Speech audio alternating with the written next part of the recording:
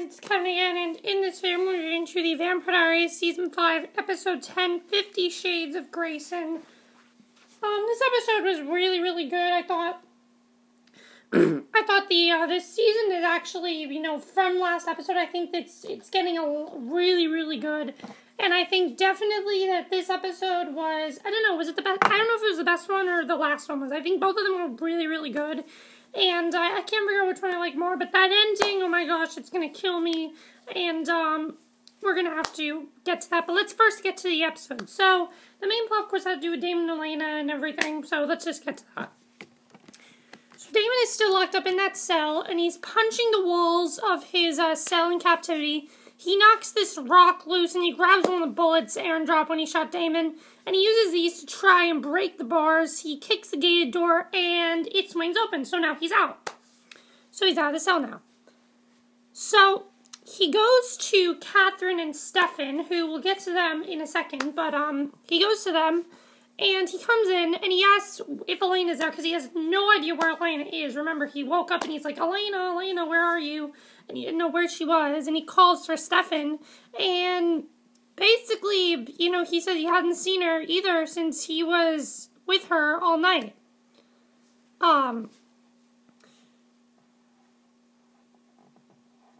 So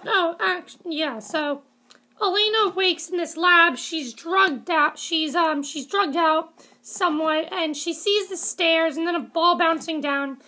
And Wes is calling her by her assigned number. She asks where she is. He asks if it looks familiar and sees a machine hooked to her, and it's a dialysis machine. And he knocks her out with an anesthesia gas, and Stefan basically asks where Damon has been, and he says he was captured and Elena is missing, and he thinks Wes still has her.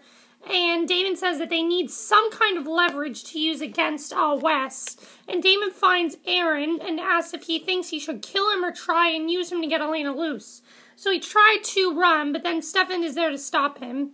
So Elena wakes up again as Wes is taking digital notes on the experiment. She tells him to let her go, and he says he will when he's done with her. And he tells her Aaron thought he had a death curse, but it was just Damon slaughtering his family members. So she sees he's reading from this journal, basically, and it's all about electrocuting vampires.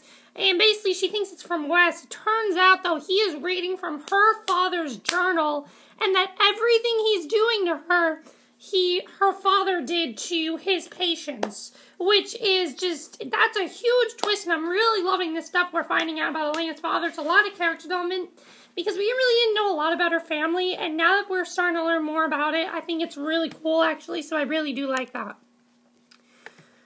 So Aaron says he doesn't know where Wes took Elena, and Aaron asks who Stefan is, and he says that he's his brother and is dangerous because he's in the middle of a psychotic break. And Stefan demands to know why Damon thinks that, and he says he knows, we'll get to that in a second.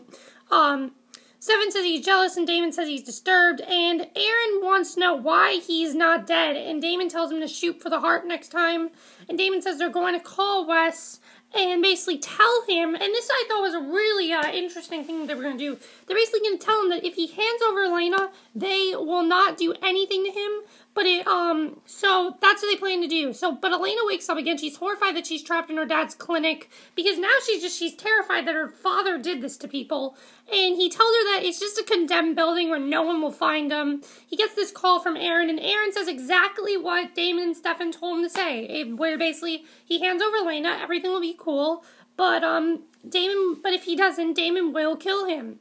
So Wes agrees and says to meet in the classroom, and Wes wakes up Enzo, and he basically says so Enzo, when was the last time you were out?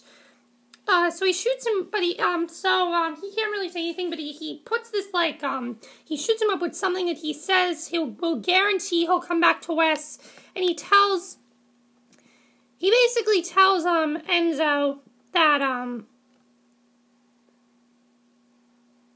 oh, I missed my place there. He tells Enzo he needs to do some catching up with Damon. Now, this I really liked, where this went with Enzo and Damon. I really like that. So Damon catches Stefan up on his capture and experimentation torture back in the 1950s, and Aaron tells Damon to tell Stefan the rest of the story, and they tell him to basically just be quiet and everything. And Elena wakes up again. She sees the stairs she went down as a child. Now this was kind of creepy, actually. She's chasing her bouncy ball. She recalls seeing medical records on big shelves and hearing noises behind a metal door, and she asks Maxwell when he met her father, and he tells her. She asks if her father ever brought a vampire to the basement before, and she says the basement always creeped her out as a kid. And now she's starting to realize he did vampire experimentations in the basement. So Elena asks where Enzo is, and he says he's on a day trip to work some unfinished business with Damon, and she asks, what did you do? So the brothers and Aaron head into Wes's classroom, and Damon is shocked to find Enzo waiting for them. And he calls Damon 2051 and tells him it's been a while. Now, these scenes between Damon and Enzo were I really loved all these scenes we got between them. So, he basically says that Damon was basically his only friend. He had no other friends. And he says that they were in captivity together. And Enzo tells him they take a seat. And he says he's been waiting 70 years to tell his story. And we know the story and everything, so I don't really need to get into that. But here's the big thing. Elena asks Wes, if Enzo was the one who killed Megan, and Wes basically tells her he's drained her of enough blood to start phase 2, but won't tell her what it was. And he tells her that Megan's family was funding her dad's work, but she got suspicious and poked around and found Enzo's cell.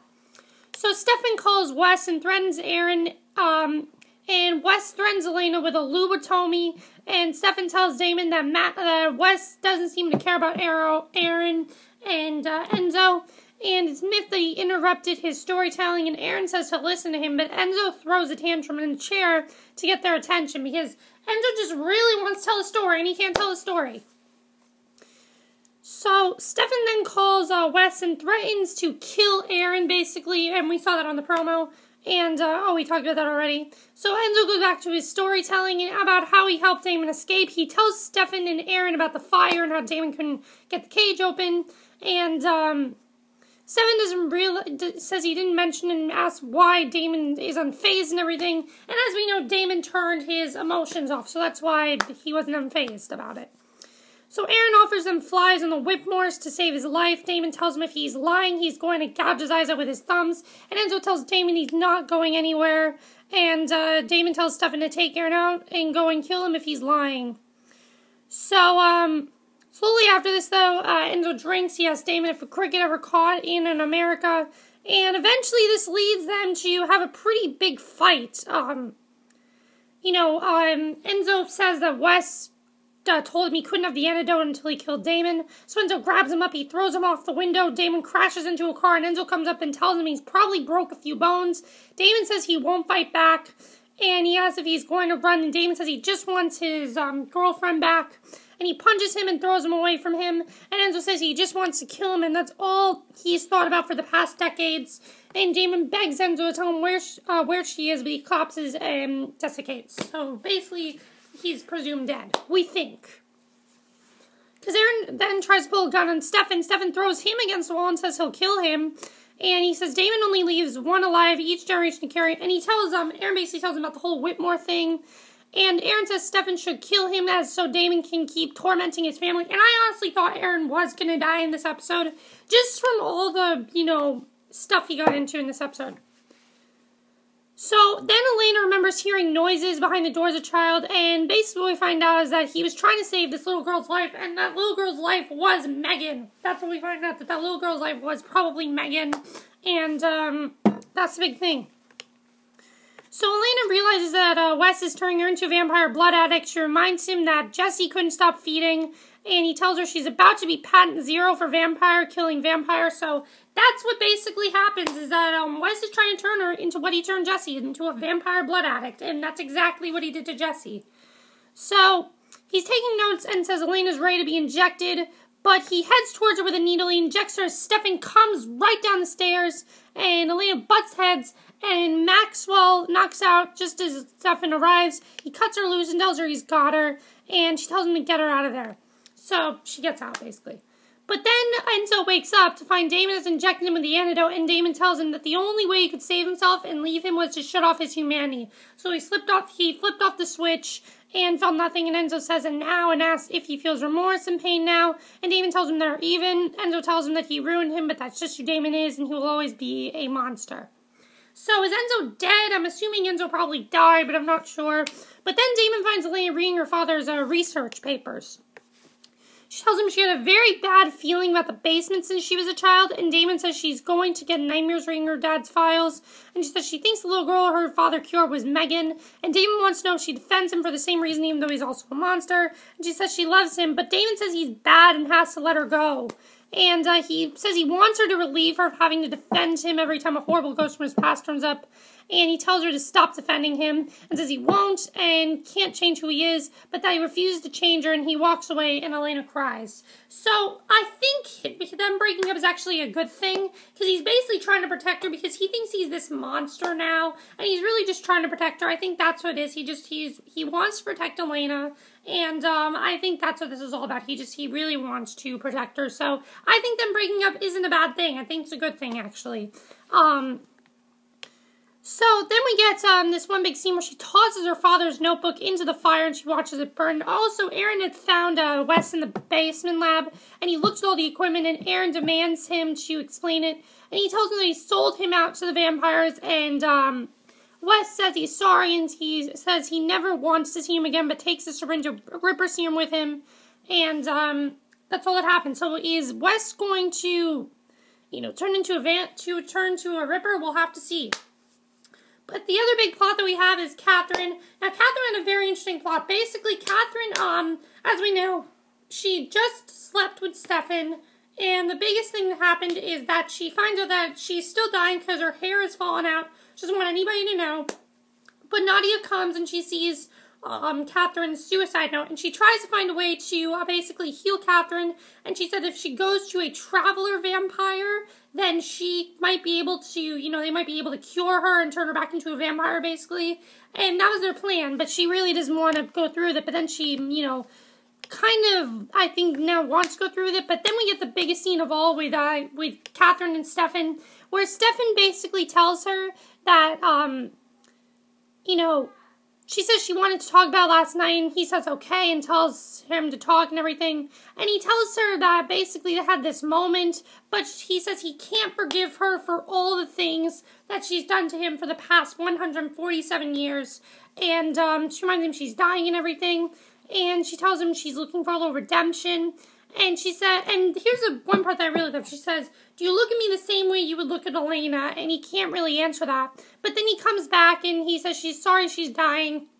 So Nadia calls her up. She tells Nadia everything, basically. And she says she thinks Stefan thinks part of her can still be redeemed. But it looks like Katherine is having a heart attack, actually. She falls down the stairs.